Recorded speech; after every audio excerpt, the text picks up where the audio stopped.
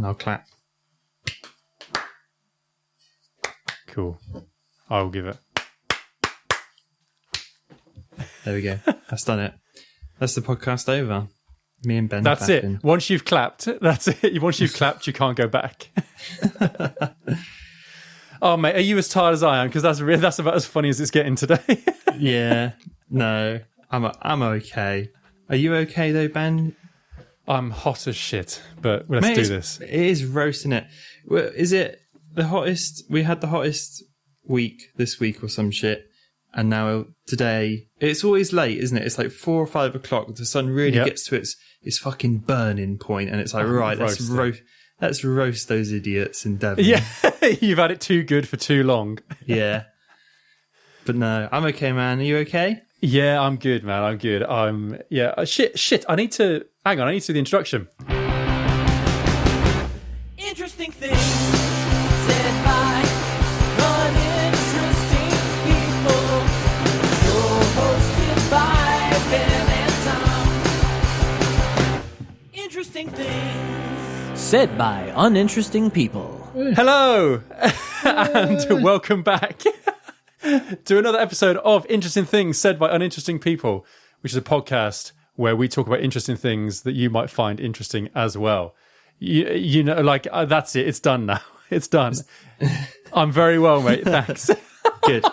There's the intro. This is going to be the most ropey ass start of a podcast in the world. But the most interesting part of this podcast so far, Ben, is the up in video quality. Right. I wasn't sure whether you were going to mention it, but then I should have known. Really. Yeah. So yeah, Tom, you are looking very fly today, mate. Now this is something that no one is going to be able to appreciate in audio, but no. But I feel you must know is yeah. I'm using my Sony A7 III to record the video. Well, we're not recording video, but to stream the video as a webcam. And it looks bloody pucker, doesn't it, Ben? It does, gorgeous. Mate. It really does. You know what? I know we talked briefly about this before we started recording, but especially now that we live in a world where everyone's doing video calls a lot more, it's almost worth investing in a decent camera hooked up, you know, a decent camera setup, decent audio setup as well. Massively. Do you know what? It actually made me think. Did you see Apple and Facebook and Google went on trial again recently? No, I didn't. Go on. And Amazon went on trial. You know, another Congress. They spoke to Congress, and Congress asked them lots of questions about the internet, which they obviously don't really understand massively because they're all 60 years old plus and stuff. But mate, all the even Apple and Google, all their call in, you know, like we are now. They're all like they're not there in person. They're there in video, and they're all on just the webcams. They can't be asked. Nah, just give me my MacBook Air and we'll just open it up and that'll do. Yeah, that's so crazy though. Because I think I said to you, because my dad does a lot of his job over video calls now, and the company that he works with have basically said that's how it's going to be indefinitely. So yeah, he's looking at investing. I mean, he's one of these older guys as well who, when quarantine started and he found out he had to do video chats, he was saying, "I hate it. I hate it, Ben. You can't get the feel of someone if you're not in the same room." No, and all the rest of it. But mate, 2 weeks after that, he's like, "It's great. I'm not driving anywhere. I don't have to drive up the country to go and do this, that, or the other." So, man, I think we can settle into it. I think it definitely shows that a lot of people don't need an office or that sort of thing. The company that I've started to work for, I've given up the office, and we're all working from home for good. So, but yeah, mate. Sorry, mate. Do you mean like for good? For good? Yeah. The office it was a tiny office anyway. So I think that half the reason is if they kept the office, we wouldn't be able to social distance properly in there. So it would be unsafe in the new climate of stuff. Well, that's fair enough. But I mean, dude. So with your experience of working from home, like how do you find that? How do you deal with that? Literally just working at home. Yeah. Isn't it? Do you know what? I think because I'm kind of used to it because YouTube is very much got that working from home feeling, because you're in your office or you're in your bedroom or wherever where you can film, and you end up doing most things in there. If you're like me and you generally film all of your B-roll and all of your A-roll in the same place, which I do. I try and vary it up by using different props and stuff, which is why I've got so many props in the long run, is I'm already kind of used to it. It doesn't feel weird to stay in the room for, I don't know, all day and then just work. Sure. But, I get it why people find it more difficult and strange. But, when I was a teacher, which... I was teaching from home. It was crap. There is no substitute for the classroom. Like there's really not. Yeah. And you don't get that interaction with students that you actually need. And like any teacher that says otherwise, I would disagree with, because some students, and for a fact, there'll be some students just nodding their heads, not understanding, and you can't see what they're doing. So you can't, you just can't guarantee they're really understanding it. That's like one of those creepy chat roulette video loops, where it's not the actual person, it's just your students sat there. They film themselves a good 2 minutes of them nodding away, looped it. and like, as seedy as this sounds, or it doesn't sound seedy, but it also raises like a security risk. If like 20 students have all got their webcams on, there's no... you don't know what you'll see. Do you know? Sure. You're suddenly not looking in every student in the classroom. You're looking at every student in their room or their personal space, and you don't know what you could see. It's like, I think on a safety measure in that respect, it's not quite as good. See, man, that's the sort of thing that you never really consider, is it? No, it must be difficult though. It must be tough. Yeah, but working from home for me is kind of, I've been lucky to be okay with it. Yeah. But Ben, you've just stopped working at home. But I say working at home, but furloughing at home. I have, yeah, dude. I've gone. Oh man, yeah. I've gone back into practice, back into people's houses to go and poke them in the eye. And it sucks. You are like at the forefront of like mask wearing, gloves on. Yeah. Getting close to people. Yeah, you're right. I should preface this, to give respect where it's due and to give proper context. I'm not like in a nursing environment, or I'm not in a hospital where it's proper. I'm not dealing with COVID patients, which is massive, massive difference. But I mean, dude, even just going into people's houses, having to wear PPE is a nightmare. It's an absolute. Now, forgive me if this sounds like a whinge. Like I say, I happily lay down the caveat that plenty of people have got it much worse than I have. Yeah. But it sucks, dude. I mean, we're masked and aproned and gloved up, and it is, mate. It's a whole different. It's almost like a whole different skill to learn. Almost like you have in theory, you know what you should be doing. You go, okay, so I need to put this on, then I need to put that on, then I need to wash this, then I need to wash that, and make sure you do stuff in the right order. But it's hard, man. It's hard. I don't know how to put it into any better words, to be honest. It's just difficult. And I think I had the conversation with my business partner, saying, at the end of the day, we just need to figure out what the routine is supposed to be, and then try and keep to it as well. And we do. Sorry, I shouldn't give the impression that we're lackluster with this. We really take good care over it. But then you start thinking about it too hard, and then you're like, well, now I've put that pen down there, so should I wash that again? Now I've, before you put it back in your pocket, should I put it somewhere else? Should I put it in a sterile bag? Now that I've been near that, do I need to clean? And it's really easy to overthink, I think, what you're supposed to be doing. Is like, do I even need to write that down? Can I remember it? 100%. It really is. You start trying to want to minimize what you're doing. And in some jobs you can't. There's a certain base level of what you need to do, which you can't obviously duck below. Yeah. But yeah, dude, and honestly, man, just the heat is... I know in like where we are, it's been super, super warm the last couple of days. But man, it's like I've been in the bath. I think I said to you before, man, I was running. The thing is, it's not nice for anyone. No, of course not. I wouldn't say I'm normally a very self-conscious person, but I'm aware that people don't like to be seen by a dude who's just running with sweat while he's right up in their grill. Oh man, dude. So I've got my issues. It's weird how easy it was to slip back into some bits of the routine, like just doing the job, considering I haven't done it for 4.5 months. Yeah. But otherwise, man. If there's a way that I can work from home and just sort out glasses over the internet. That'd be eyes. Fantastic. Yeah, that'd be fantastic. Oh man, that sucks. But yeah, it's this nice kind of hint of real life, I suppose, because I think this isn't going to be like Ben's slideshow, but we went camping the other weekend. Yeah, the wife and I. Where'd you go? We went down to Cornwall. Right. That's a very British holiday. It is a very British summer holiday, yeah. Camping in Cornwall, bloody hell. Well, mate, because I want to tell you a story about this as well, which I want to tell you, and this blow the listeners, man. If this is uninteresting, it's uninteresting. But sorry, Dave. Yeah, sorry, sit through it. So all five of you are going to have to listen. No, because we almost got blown up. So we basically went to camp on the other side of Perranporth, if you know that. Right. So it's like down from Newquay, down from Crantock a little bit. Yeah. We figured, let's stay in a campsite. That'd be great.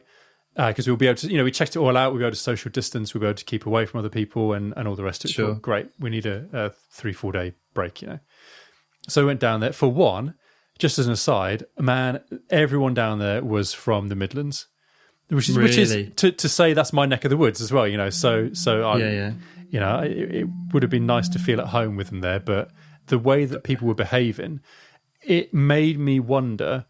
Like, you couldn't tell whether they were just in holiday mode, so like all the social distancing went out the window for that reason, or whether that's just how they're acting at home. If you know what I mean, and there's nothing different now, and they're just bringing it down here. But Jesus Christ, man, I like, especially after you're used to not, just the subtle kind of, I'm just gonna step off the pavement to give you a bit of space. Yeah. That little kind of interaction like that. Yeah. Especially when you get used to that, it's weird to then go somewhere where they're not doing that. Mate, I've slipped into that really, like, almost surprisingly easier. Like, if someone's on the pavement coming towards me, I'll either just cross the road, or give like the wide girth of space. Yeah. But it's funny now. If I clock someone, I'm like, right, how am I going to get around these people? Dude, and you do. It's almost like chess. Like, you start planning, like, well, if I go here, then they'll go there, then I'll go here. Mate, the only time for me when that falls apart is in the supermarket. If someone's just standing there, like, at the end of the aisle, like, looking at something, like, oh, fucking hurry up, and you just run past them. Come on. You notice they've gotten rid of, at least down here, they've gotten rid of all the, like, on the aisles, there's no up and down anymore. It's just, I did see that. Yeah. I was thinking about it. It must be because they can't enforce it.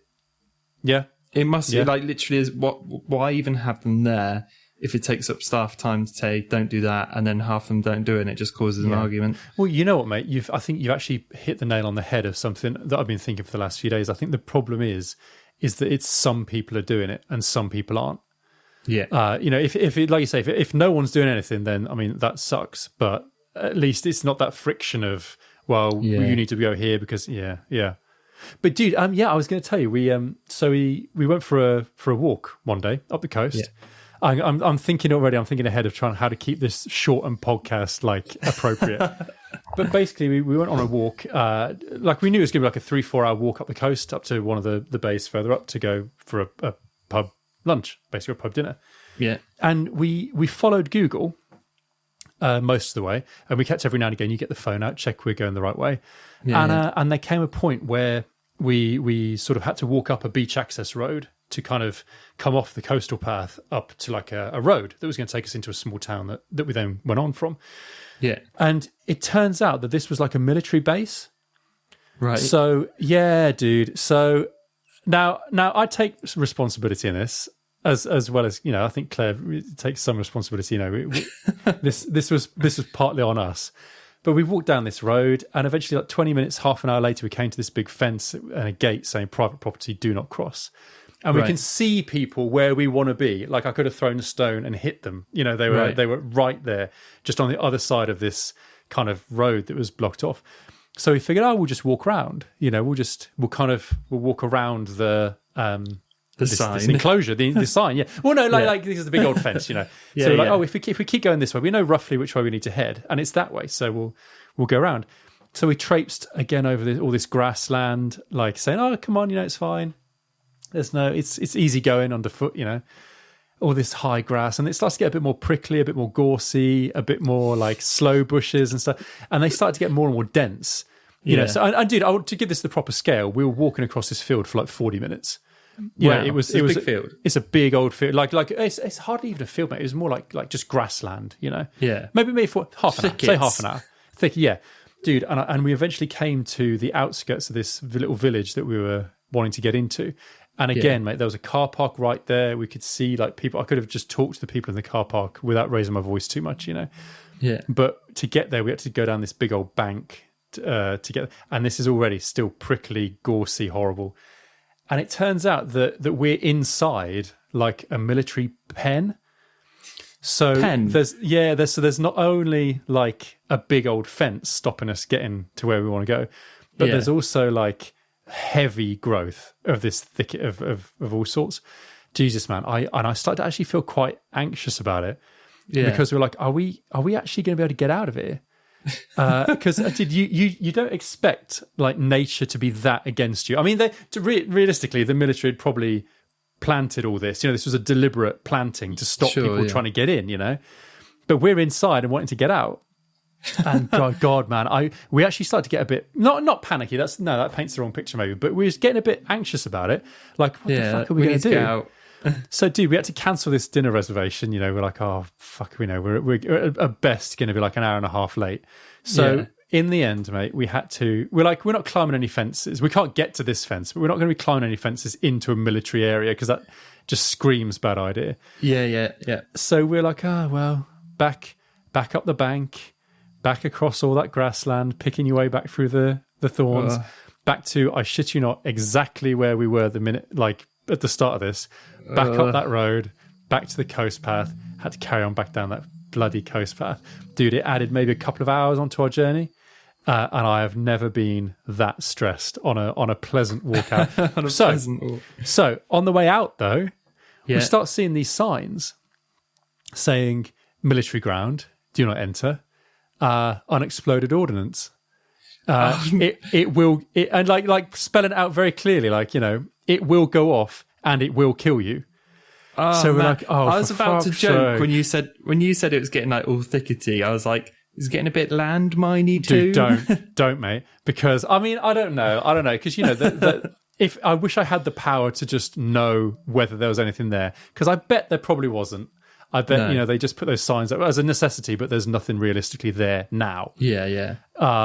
Man, but who knows? Fuck, who knows, mate, that's dude. a horrible feeling. It wasn't nice to realise that, to be perfectly honest, mate. No. So sorry, like I say, mate, of all the uninteresting things, this is like a narcissistic uninteresting thing. I'll just tell you about this holiday what I went on, where I might have nearly died. Did it improve after? Well, mate, you know what? We carried on to this pub that we got a table booked at, and we got there eventually. I think we were about 2 hours late, but they gave us a table outside. I had a pasty and chips because I was on holiday in Cornwall, so I thought, I'm having the pasty. Why not? Mate, and it was fine. It was one of these. It's quite an old pub. They've been there for a long, long time, but they've done a bit of a rejuvenation. Nice, which I think came for them at the right time.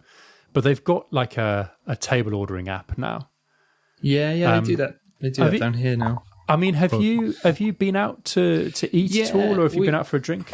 We've been out to Boston Tea Party a couple of times. Yes, because we like it there, and they seem pretty good actually of the whole thing. Have you been there since? I've actually specifically been to the Boston Tea Party. Yeah. It's it's pretty distanced, and you order on an app, don't you? Yeah, man. I mean, my only I don't know whether this is just me being a lunatic noticing this. Who uses QR codes anymore? Well, nobody until now. Until now, yeah. Like, suddenly they're back. I mean, just register a URL. Literally, I mean, please just register a URL. It's like Boston Tea Party app.com. Yeah. Instead of like scan this QR code in the brightest sunshine when it's most difficult to kind of line it up on your phone. Yeah. Oh man. Mate, talking of phones in a weird turnabout way. Sure. I don't know if you saw, but the Google just put out the Pixel 4a, which is like the I guess the cheaper version of the Pixel. And I remembered that you picked up a Pixel, didn't you? You've got a Pixel 3. I did. Yes. Is it just the standard model? It's not the A, is it? It's like a Pixel 3. It's the standard one. Although Claire's got the A. Okay, it's got the A. Yeah. It was making the new Pixel 4a is out, and it's like it's £350, I think. Yeah, it's 349 quid. I was like, oh, that's really well priced for a new phone. And then it got me thinking about it. I was like, well, if the Pixel 3 is obviously the model before, and it's only a year old, or maybe a year and 6 months old, maybe. Or something like that. It's something like that, yeah. And you can pick one up for this is so geeky and like stupid, but you can pick up a Google Pixel 3 XL, which is like, the bigger version of yours. Yeah. You can pick them up like pretty much brand new or like refurbed for about 320 quid, which is cheaper than a brand new 4A. And it just made me think. Yeah. It just made me think, like, why wouldn't you go for that? But I don't know. It's just I guess it is a weird one, mate. No, you're right. It is a weird one because the 4A, it's not like there's okay. So with the 3A, I mean, mate, I'm bow to your knowledge on this one. I mean, you can correct me, feel free. But it didn't. The 3A, I think, had a slightly better battery life. I think. What than the 3? The 3, yeah. Sorry, than the 3. So maybe the 4A is the same, I guess. Well, yeah, I think it does have better battery life and all that sort of stuff. But it's just like an interesting thing that this is one of the reasons that iPhones are so popular as well, because they hold their value so well compared to like here's another thing. Samsung just put out the new Note 20 Ultra, which is like 1,000. It starts at like 1,200 quid, which is insane. But And last year I bought the Note 10. The Note 10 Plus, which was £1,000, which is a huge amount of money to spend on a phone to review for a channel. Yeah, and I was like, I was like, it'll be worth it, and I can sell it on and all that. The video didn't do massively well, and I sold it. And when I sold it for like £620. So, net 380 quid loss, which sucks. Yeah, sure. Anyway, move on from it. But you can pick those up now, refurbished, for about £520. It's just like, wow, holy crap, if you stayed a year behind with smartphones in general, if you didn't mind being a year behind, bloody hell, you can find some absolute crackers of deals especially on Android stuff. It's insane. Yeah, I was just thinking about it. Like, you can pick up a Galaxy S10, I think, for about £330. Jesus, just for the sake of not having. Yeah, that was £1,000 phone when it came out. Can I ask your opinion on something? I'm not prepared for a conversation about this. And again, do you follow Marques Brownlee? Yeah. Yeah. So I watched an interview with him earlier on today, and he just raised an interesting point. And I don't know how I feel about it, and I wanted to get your opinion on it. It was kind of a two-part point. He was talking about Apple and one of the issues that he has with their stuff, which is, as a specific example, he was saying if you open up like a 2012 MacBook, he goes, the keyboard is better. Yeah. It's got deeper travel on the keys. It's more pleasant to use. And the point he was making was, if you didn't have Apple to tell you that something was better, like a feature was better on a new device, because all of a sudden you start to think, oh, this is no good. Like, I think his main complaint was with their keyboards. I mean, this was a very specific point, but I thought it was an interesting idea. Like, you need Apple to say, well, we've made the whole thing thinner. The whole MacBook's thinner. The whole, isn't it light now? Yeah, it's I think Apple have reversed all of that now. So all the new MacBooks have gone back to those older keyboards. It was a big issue. They kind of like, I think for the first time in possibly forever or recent years, they've actually held their hands up and said they were bad. We know they were bad. It was something to do with like supply chain, and that's why they kept them like they were for quite a while and tried to sort it out, because changing the keyboard sounds easy, but I'm sure once all the pieces are in place, it probably costs them God knows how much to change that until a new model comes out. But yeah, they switched it all back now, because I've got the Magic Keyboard for the iPad Pro, which is which is like an amazing attachment, and it's like £300. It's a ridiculous amount of money. Wow! But that's back to scissor switches, which is the old style, and they're a lot thicker and stuff. I think in 2016. When Apple was still pushing like the thinness scale more than anything, it was like, these are better, here's why, when actually they weren't. Definitely. But I think they've kind of gone back and corrected a lot of that. The problem is I try not to sound like too much like an Apple fanboy. I don't feel like I am a fanboy, but I do prefer an iPhone over an Android phone in general. Mm-hmm. And I explained that a little bit better on my Q&A video I did a while back. I don't know if you saw that. Of course, man, yeah. But those three reasons pretty much do list it off every single time. The people, I'm not saying this to be mean, but you are, especially within I'd say our friend group and our wider friend group, you're probably in the minority by using an Android phone. Yeah. Oh, 100%. Yeah, absolutely. Yeah. And that's not a bad thing at all. That's fine. Everyone's preference. But like mostly, maybe that's a sign of how lucky or whatever we are. But most people, I would say, even down here, even in Barnstable in general, like even in Devon, it's mostly iPhone. It's an iPhone land.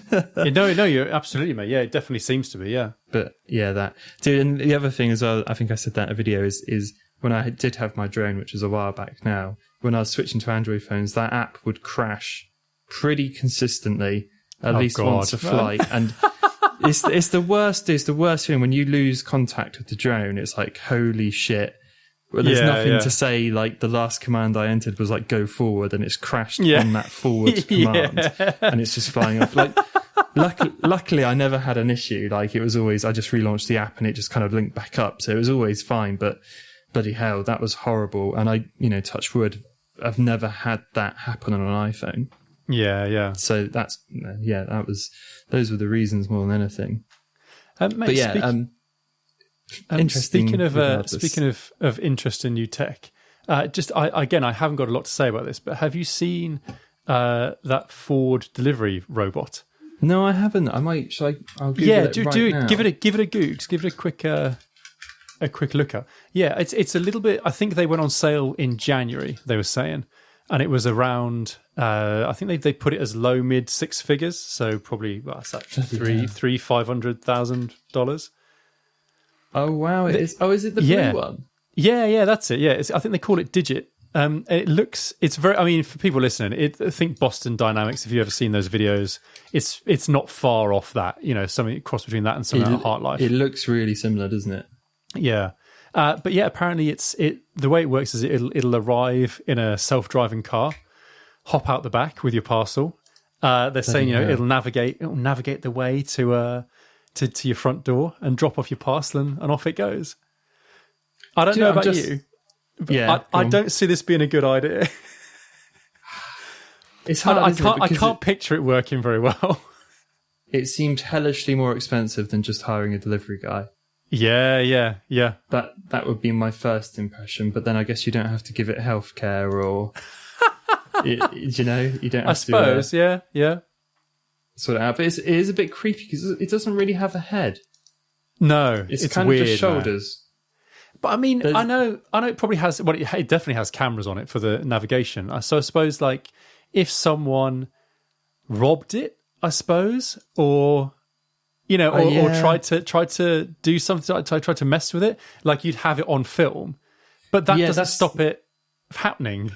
No, yeah, I guess you would hope if you wouldn't ambush a delivery man, you wouldn't ambush a delivery robot, but I guess you might feel morally less bad about it because it doesn't have feelings. You haven't. It doesn't have a face. It.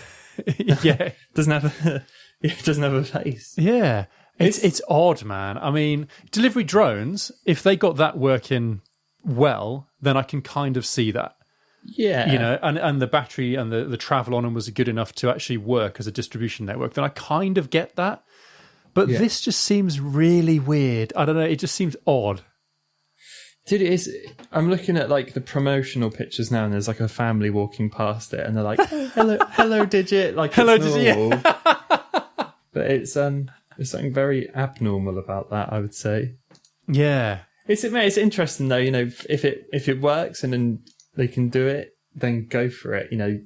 The future with robots and stuff has got to start, I guess, at some point. So this is like Pong, isn't it? I guess the Pong version of a robot. God, yeah. In the future. Dude, it is quite creepy, though.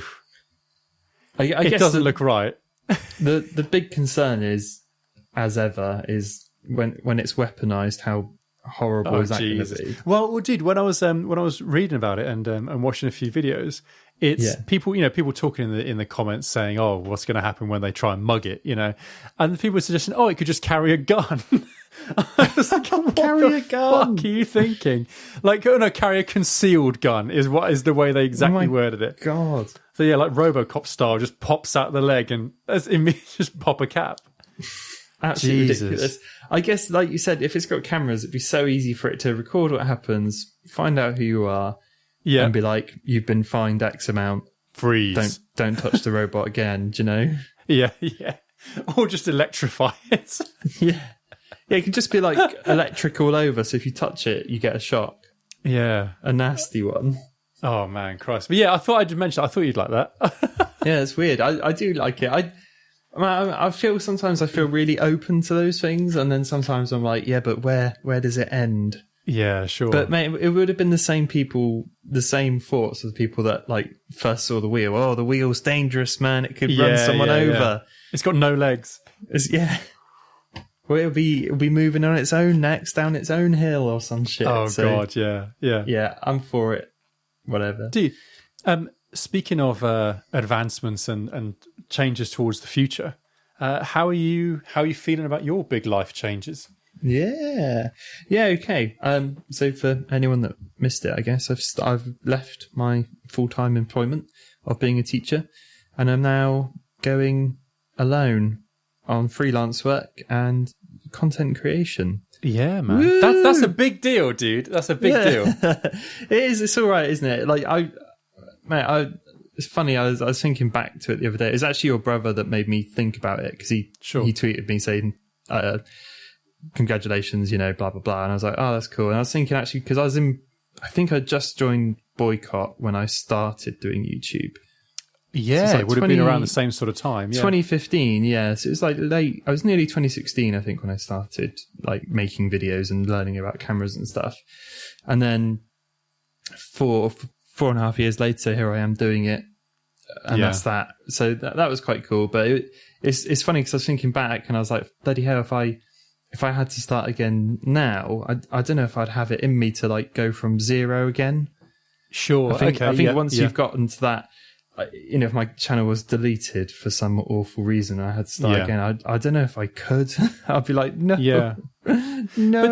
But that's got to be a natural thing, though, isn't it? As well, I suppose that's like, that's you rather than the landscape, if that makes sense. Yeah, change it. Like it's you having had the 5 years of doing it.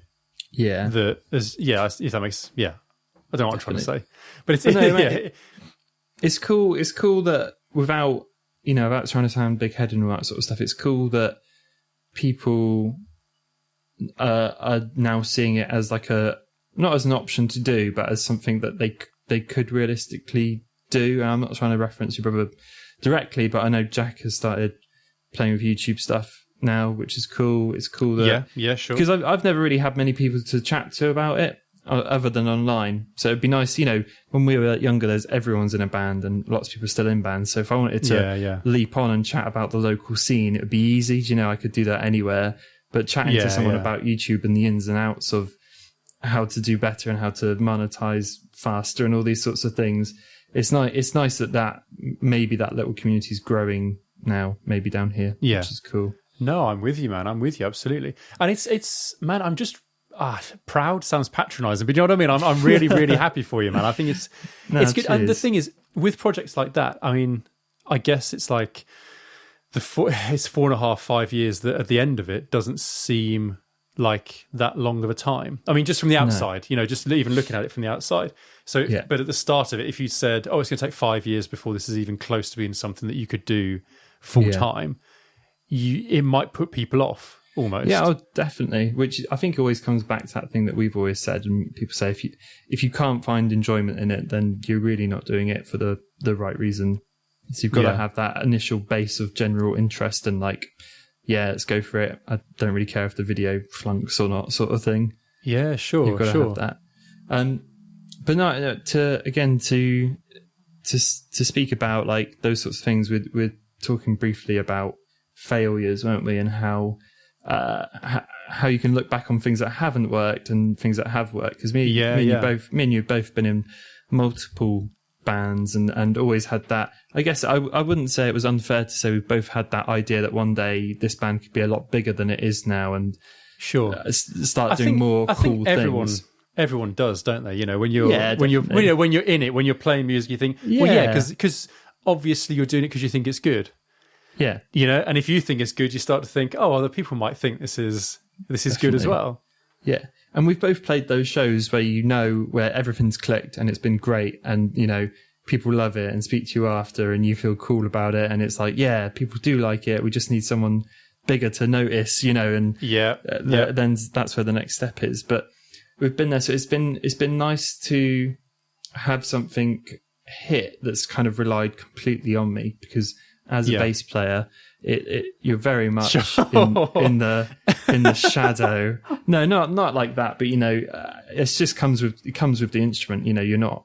You're not like unless you're singing and playing bass. Obviously, then things change up. But if you're just literally just playing bass in a relatively punk rock band sort of stuff, people you're don't want to flashy. speak. You're not showing. Yeah, off. you're not flashy. Yeah, you're not here to like rip the guitar and dive bomb and solo and all that sort of stuff. It's not going to happen. You're not going to get the crowd to chant along with you and all those sorts of things that lead singers do.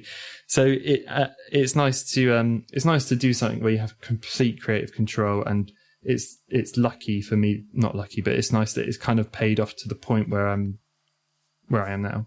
Yeah, absolutely, which is cool. Well, dude, it's weird. I know this. We were going to come on to talk about something that kind of ties us together, but I'm only just now just talking to you about it, putting it together with the business that I run with my business partner. It's in a less sexy kind of way. It almost feels more. It feels similar. Where you spend years and years doing something for someone else, or doing stuff that isn't 100%, or you feel like you could do something more. Yeah. And then one day you're in a position, you just find yourself there in a position to be able to go, hey, I can do something that's a bit more self-directed, that I'm a bit more responsible for.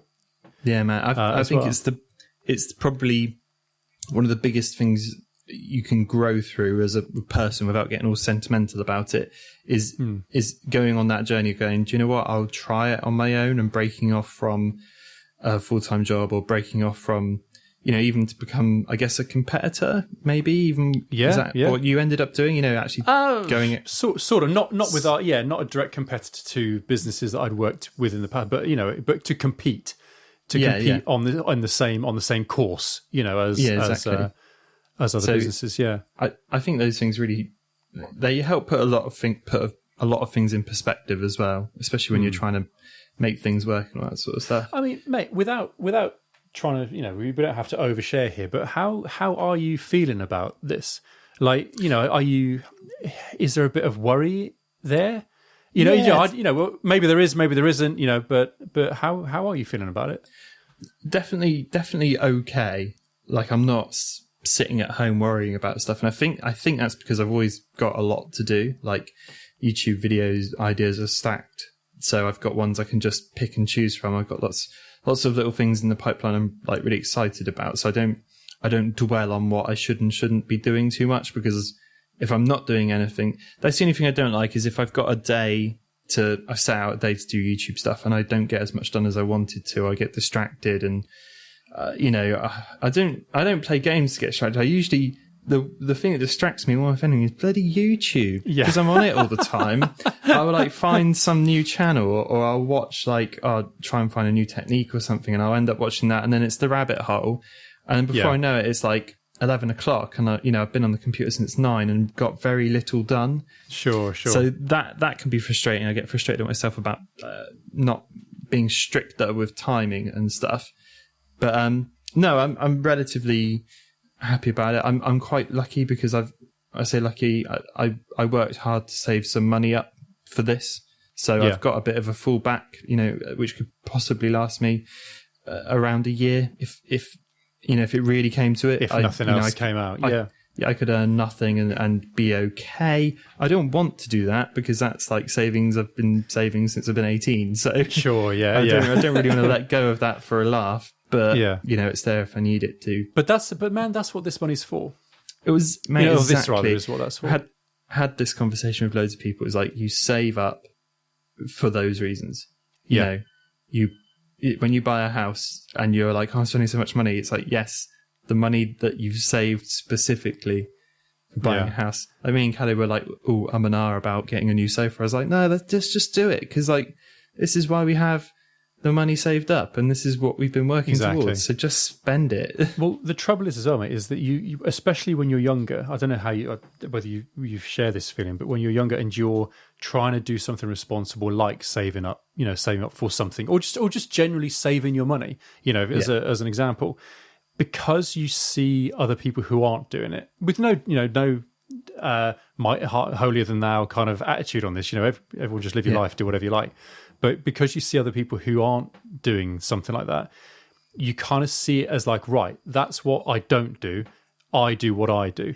So then when the day comes where you do have to spend some of that money, or you're in, like you say, you're in the position where it's like, right, that's what I've saved this for.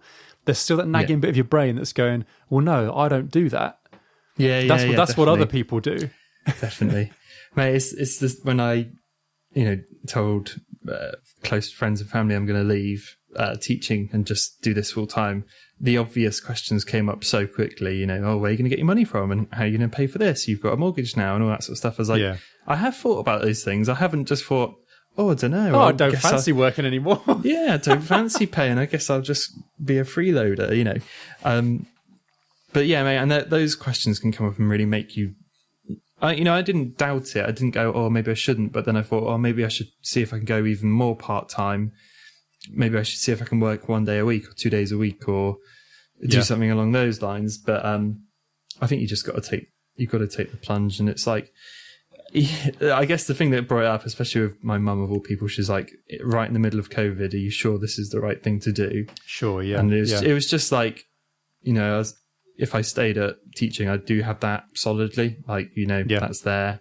It's pretty safe. It's not going anywhere. Of all the jobs that are being closed down, they're all private sector. All the public stuff staying pretty much where it was, especially for school and things like that. But I was pretty drained from teaching. I said to Mum anyway, I was like, I'll be gone regardless of what happens, even if there was no chance of earning money online or anything like that. But no, it's I feel roughly pretty good about it. Like I say, I've got that fallback. I've got some work with a close friends company, 2 days a week on and off, which is getting more solid. It's not completely consistent, but I'm hoping to get that to. I'm working hard to make them realise I could do a 3 days. Yeah, sure. Just start showing up on that third day. Oh, sorry, guys, I forgot I wasn't supposed to be in today. Because I got nothing on.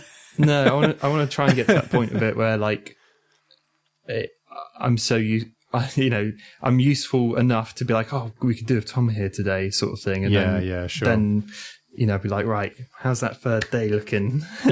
Just never pick the phone up, never reply to emails on any other days. Like, if you do want me to help work, then you need to pay me. You'll have to pay X amount. But no, that's fine. And while I'm not there, I get more time to work on YouTube, which is totally cool.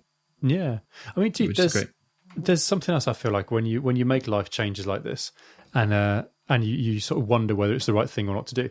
Don't you find that resources that you can read or watch start making more sense to you?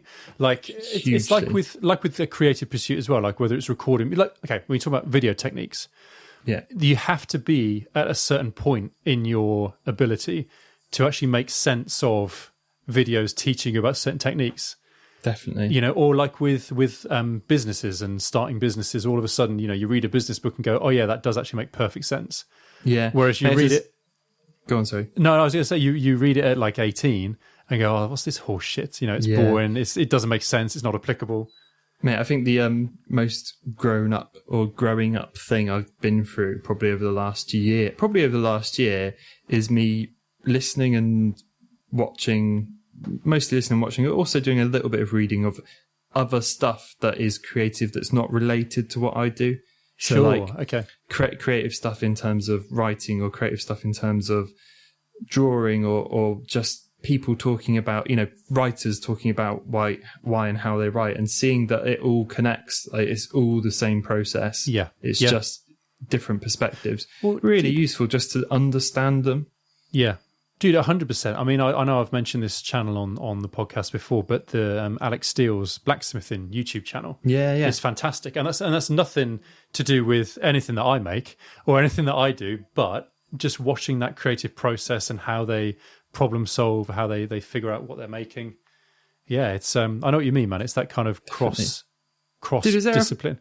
Is there a fly? There is, dude. There is. You know what? It's really winding up on your head. Yeah. Oh man, it's winding me up to shit as well because I can't get rid of it. You know, I told you I got that electric fly swat. Yeah. I'm missing that right now because I don't have it in the room with me, and it's like he's laughing at me. He's waggling his ass at me as I speak, man. For those that are listening, which you will be because there's no other way to consume this podcast, I saw a black spot on Ben's head, and then I saw it disappear, and then I saw Ben wave his hand around. Oh man, that's not going to stop either because this little bastard, he's not going anywhere. You stay right there. Mate, yes, dude. The reason. Sorry, mate.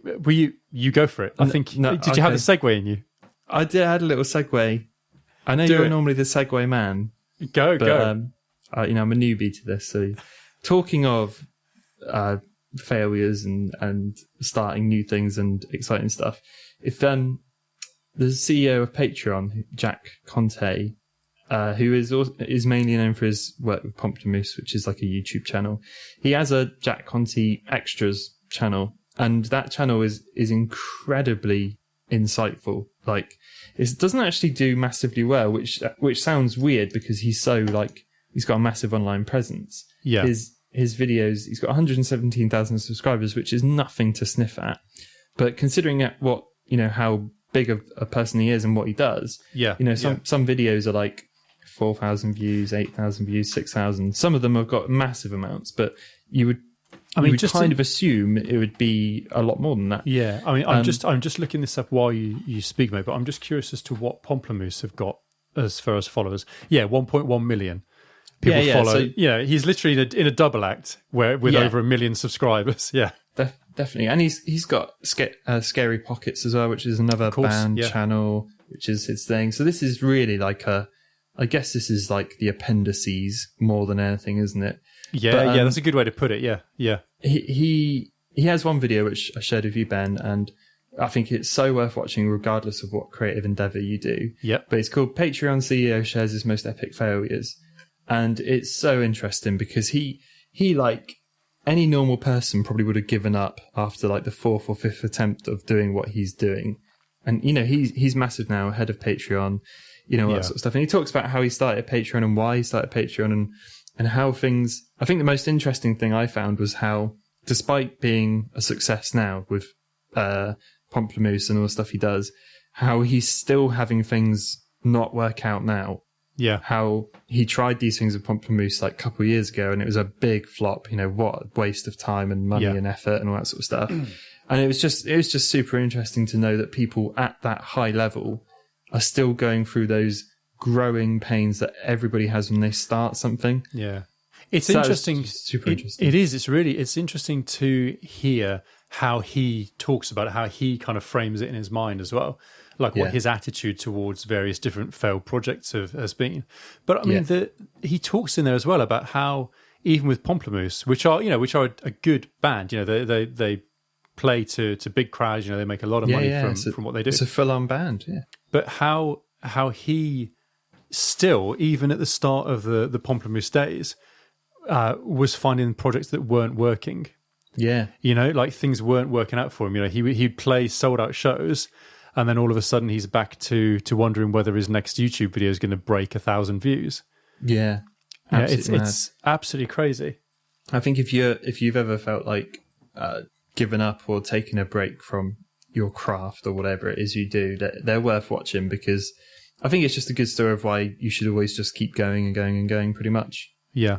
Well, and Go on, sorry. No, I was just saying, I think we're going to say the same sort of thing where he's talking about how it almost doesn't matter that it's a string of failures, because it always will be. When you look back on the end, you always will be saying, oh yeah, there was all this stuff that didn't work. Yeah. But it all helps. It all Definitely. Kind of leads towards what you end up succeeding with. Definitely. I mean, the latest video he put up, which is called How to Market Your Art or How to Sell Your Art Without Selling Out, was pretty interesting as well. Yeah. Well, we'll link. I'll stick a link in the description because there's lots of nice little things in there. It's interesting as well because I mean, like you said before, we've both we've definitely both been involved in stuff that has, that has not worked out, but you kind of, you learn from it, Yeah, and it's mainly like music stuff, isn't it? I think I realised this at one point ages ago, and I don't mean to drag my brother Matt into the mud for it, because that's not the reason at all. But I remember when a local band from our area, Pretend Happy, put out their album, and I thought it was incredible. Like, really, really blew my mind. Yeah, Same with the Sphere Zero stuff. I've always been a huge fan of that. Like, huge fan. And I said to Matt, I was like, you need to give this Pretend Happy album a listen, because it's absolutely incredible. And it's local. It's from people you could talk with on the street. You might see them in town and say, hey, I love your album, it's wicked. Yeah. And he's like, I'm just not interested really. And I was just like, give it a listen anyway. I kind of like half forced him in my car. I was like, we're driving somewhere. I was like, I'll put it on. And I think I put on like a couple of the singles or something. I was like, what do you think? He's like, yeah, it's all right. And it's just like that really grated me. I was like, how can you not be impressed by this? This is like incredible work, incredibly well put together, like from people in our town, which is relatively small town, and you can't even be asked to give it a listen, to give it half an hour of your time. And I found that with bands going through the whole thing, like you try and show someone a 3-minute song, do you mind just sitting down and listening to this and just giving me your opinion, or even just giving me the lip service, just saying, yeah, it's great. I don't care. Yeah, exactly. I'm absolutely fishing for compliments here. So if you could just corner up, that'd be great. But when like other friends, like I say, I'm not trying to drag anyone through the mud, but when they couldn't see the value in that always, it didn't upset me, but I found it so strange. I'd be like, how can you not be impressed by this? Yeah, dude, it's absolutely disheartening. Yeah. Whereas if that friend were to post on Facebook like a picture of them at the beach, and it gets like more likes and more interaction than this little song that you've been working on for like 2 months and you've poured your heart and soul into it, and you get like 5 likes or something. I'm not saying likes for everything, but when you get that interaction, it's just the difference as well. Crushing. Yeah, it is. Well, it's super crushing, man. But just thinking about it, it's like say you spent, like you say, you spent a bit of time working on a new video or a new song or whatever. You could drop it, so to speak. You put it out. And unless you're going to put out a dedicated marketing campaign, not necessarily like a paid one, but unless you're going to say, right, here's my plan. I'm going to post it here. I'm going to share it again now. I'm going to link again here. Have a clip. Unless you have a plan like that, it's around for about as long as that Instagram post is. Yeah. Completely. Except one thing took a trip down to the beach and whipping your camera out, and the other took months of creatively making something, polishing something that you're super happy with. And I never understood that, and not unfortunately, but sadly, a lot of people are like that, and I think it's not their fault. I'm not trying to say these people are crap because of that. They're just not that interested, and I always found that hard to deal with. That's why being in a band at college/school/uni was so important to me, is because like I can't see how you wouldn't think this was interesting or in my mind at the time cool. I don't think being in a band is particularly cool anymore like I used to. I used to think it was the coolest thing on planet Earth. It certainly seems more accessible now, Yeah. But when people couldn't be asked to like this is funny, when I was doing the stuff with Child, which was a band I was in, I was we were pretty happy with some of those tracks I was writing. And I think this is when I was living at home, and Mum came and she was like, that song you're working on sounds really good. I was like, I'll send it to you if you like. And she was like, okay. And I think I sent it to her, and then I was like, have you listened to that song? What song? And it's just like, it never really was, and maybe in a way the lip service in the end is a bad thing. But I know when you talk about how you started your YouTube channel, it's that deliberate. I almost don't want that on some projects. I'd almost rather just get this started properly, so to speak. Where I'm not relying on lip service, I'm not relying on favors and what have you. Sorry, Tom's laughing. So I'm waving my hands around like a fucking lunatic. But dude, go on, sorry. I was just thinking it's very easy to start to sound bitter about this sort of stuff. Yeah, I'm not trying to sound bitter at all. But it's similar with the record label that I ran with my brother. Same sort of thing, it's where on the face of it, you lay it out in theory how we work the label, how we recorded with artists, and everyone we spoke to was like, oh, that's a really good idea. That's sound, that sounds decent, sounds like, a good deal for the artist and all the rest of it. But man, would people join it? No. Yeah, it's we got, like you say, we got to a reasonable level of success with it, but not enough to keep us wanting to do it. And it's that. I remember you guys appeared in Rock Sound magazine, and that blew my mind. I was like, sure, that's so cool. That's so cool. I remember buying the magazine in Tesco, I think, to thanks, right? to get it and be like, oh, there it is. I don't know where it is now. If you're wondering, I haven't got it put up on the wall, but I do remember buying it and thinking, "Fucking hell, it's cool." And reading through the article and stuff. Yeah, mate, it's. I think in some ways it makes me wonder: do they not show interest because they're not jealous, and not jealous or anything like that, but not. I don't want to. I'll just say it. Do you think it's because they're disappointed they're not doing something like that themselves? Not specifically that, but because they're not pushing something extra to do something extra for the sake of having something extra. Dude, and again with the caveat of, I know this starts to sound bitter, trying to be objective about it, but this is almost like from an idea related to show your work, that sort of thing, where everyone wants you to be vanilla. Everyone wants you to be inexperienced, and it's almost like, well, how is what you've made going to be any better than what I've made? Yeah, I think, and I've been guilty of it in the past. I subconsciously, and I've never consciously gone, well, fuck you, because why should I listen to something? But but maybe there's something in you that can't imagine it would be spectacular.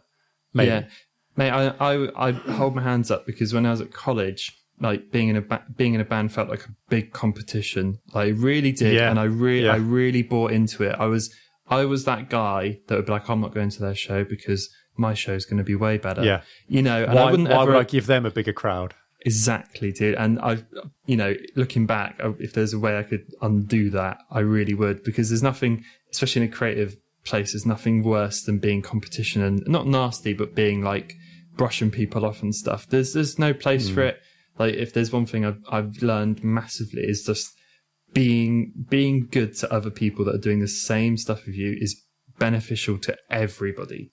Yeah. It's beneficial for you, it's beneficial for them, it's good for you.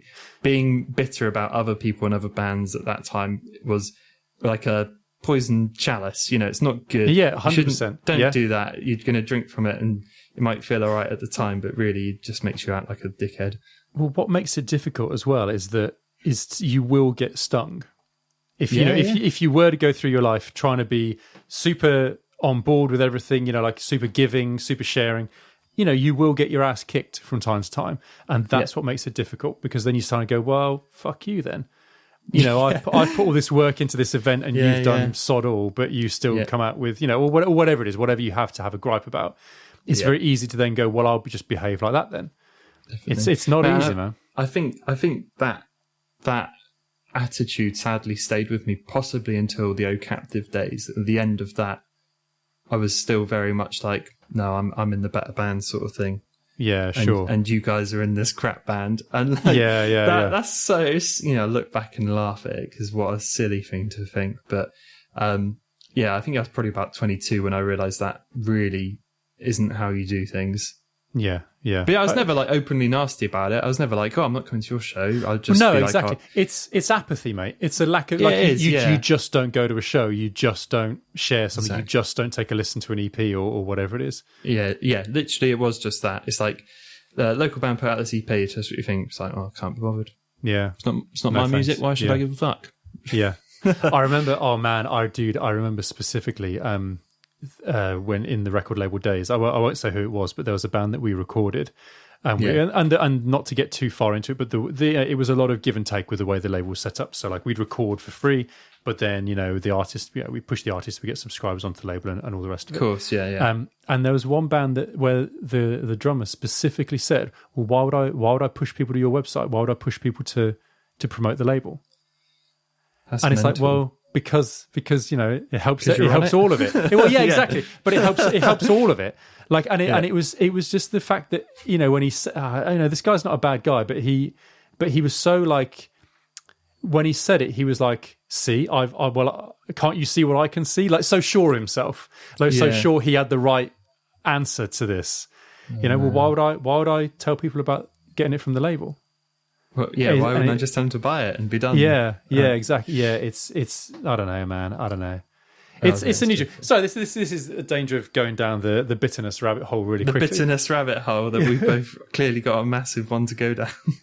Mate, I wanted to round off just telling you a little bit about a film that I watched the other night, because it was fantastic, and I think you'd enjoy it. I think other people enjoy it, and it's turned me around on Shia LaBeouf, right? Because I thought that he was down the weird rabbit hole, like he'd gone off the rails completely. You know, he turned into a bit of a... I haven't seen anything from him in a long time. Yeah, man. Yeah, I don't know. I think he's been working, but not well. I don't know.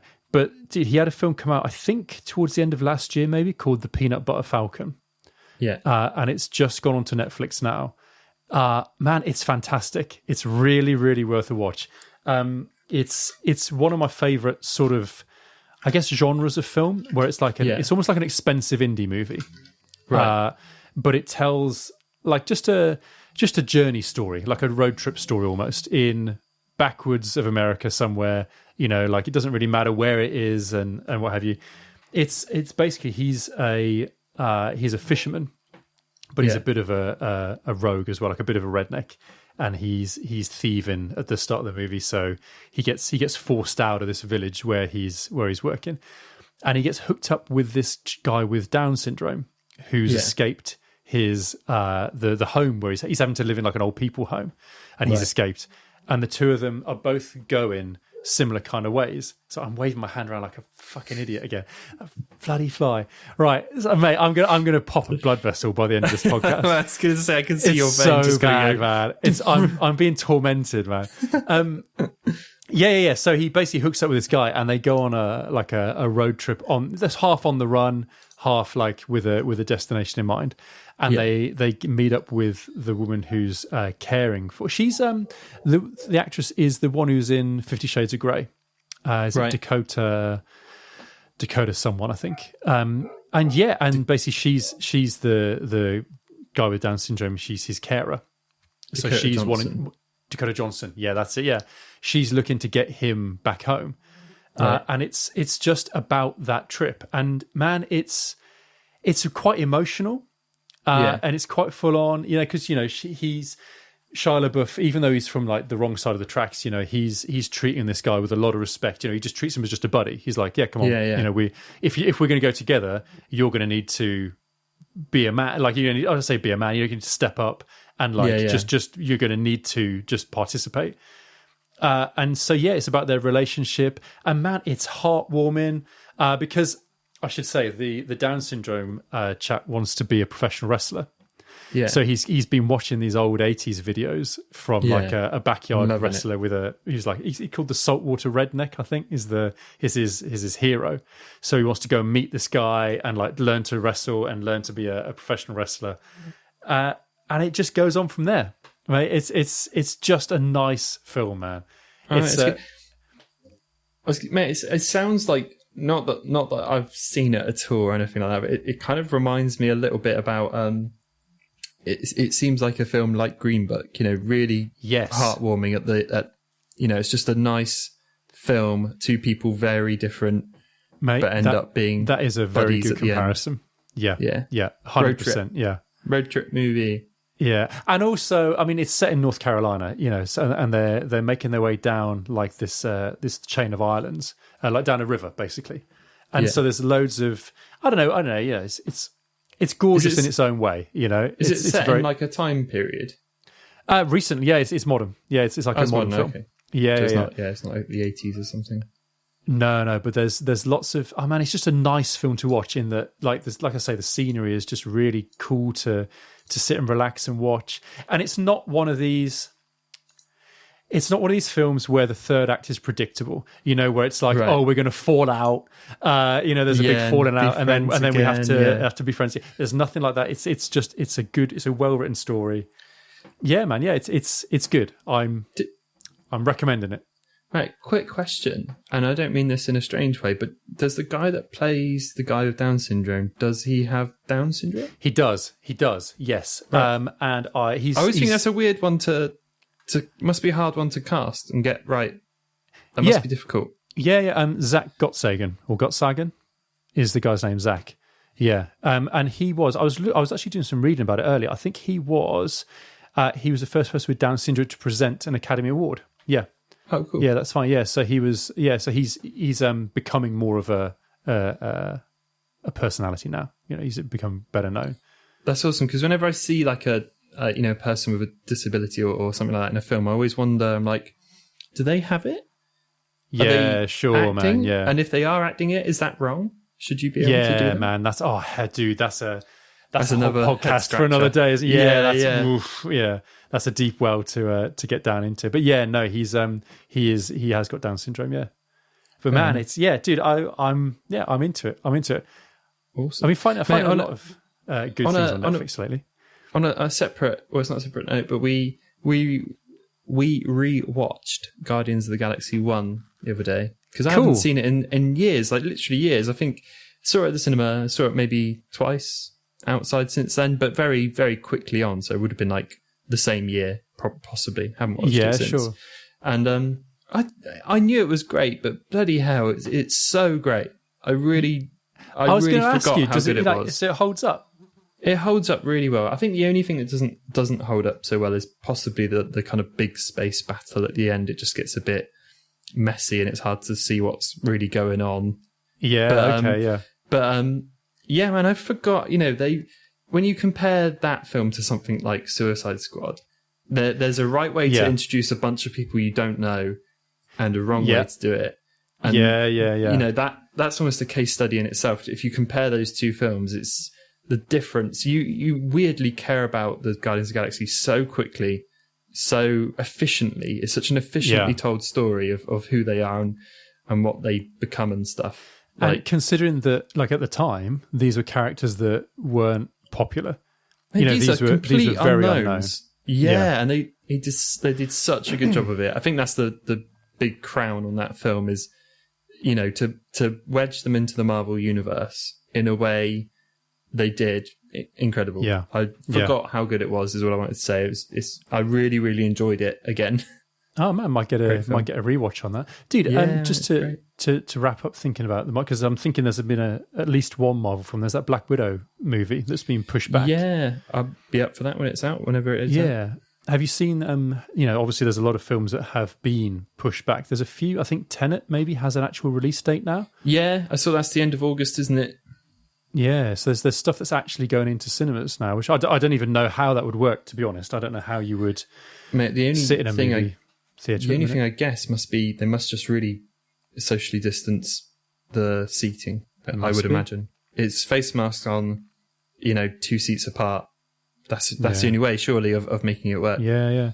But mate, good news. I know you don't care. I know you haven't seen the first two. Bill and Ted 3 is going straight to home release on the same day as cinemas. So, mate, we have the option. We're going to have the option to watch it at home. Hooray! Mate, I'm stoked. I don't need to tell you how stoked I am. Give me the chance to watch the first two. Yeah, man. But dude, I think that's it for this episode. It was good. Yeah, we should say thank you to the episodes where everyone. we don't have much plans. It seems to come about quite well. Mate, it's that natural chemistry we've got. That's what it is. You just can't buy that. You can't bottle it. I mean, maybe we can bottle it. Oh, start selling it off. Yeah, we need to raise some extra funds. Thank you to Tony Thaxton for our theme. Thank you to everyone for listening. Thank you. If you've got this far, then pop a like, hit that subscribe. Buy a Kuroku t-shirt. Buy a Kuroku t-shirt. Mate, that's a dude. We need like an audio advert. We need to make like an audio sting for at the end. Where it's like do. This episode's sponsored by Kuroku. Who's that t-shirt by? Yeah, no, well, hey, man, we'll link it in the description as well. Why not? It's our show. Stick it on.